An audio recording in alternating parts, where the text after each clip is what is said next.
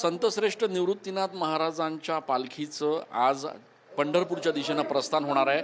आपण थेट या ठिकाणी त्र्यंबकेश्वर इथे असलेल्या संतश्रेष्ठ निवृत्तीनाथ महाराज यांच्या समाधी मंदिरात आहोत आणि या ठिकाणी आज पहाटेपासूनच खरं तर वारकरी संप्रदायाचे सगळे जे वारकरी बांधव आहेत ते या ठिकाणी दर्शनासाठी गर्दी करत आहेत।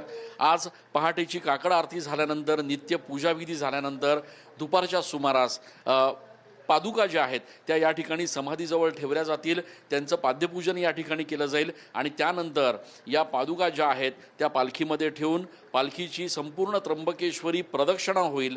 त्यानंतर ह्याच पादुकांचं जे स्नान आहे ते कुशावर्तामध्ये केलं जाईल आणि त्याच्यानंतर या पादुका ज्या आहेत त्या पालखीत विराजमान केल्या जातील आणि नंतर ही पालखी जी आहे ती हजारो शेकडो वारकऱ्यांच्या सगळ्या उत्साहामध्ये या भाविकांच्या सगळ्या टाळ मृदुंगाच्या गजरामध्ये पंढरपूरच्या दिशेनं प्रस्थान करणार आहे।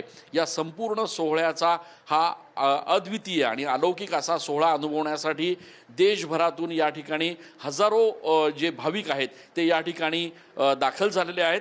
आपण संतश्रेष्ठ निवृत्तीनाथ महाराजांची ही मूर्ती बघतो आहोत।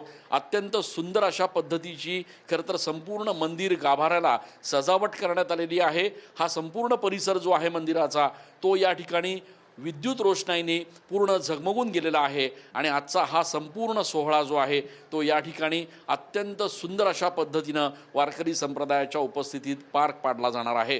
मंत्री गिरीश महाजन असतील, मनसेचे नेते अमित ठाकरे असतील यांच्या उपस्थितीमध्ये आजचा हा सोहळा पार पडणार आहे। त्याच्यामुळे टाळ मृदुंगाच्या गजरात आणि विठू नामाच्या जयघोषात संतश्रेष्ठ निवृत्तीनाथ महाराज आज पंढरपूरच्या दिशेनं प्रस्थान ठेवणार आहेत। कॅमेरा पर्सन आकाश येवलेसह मी चंदन पूजा अधिकारी, TV9 मराठी।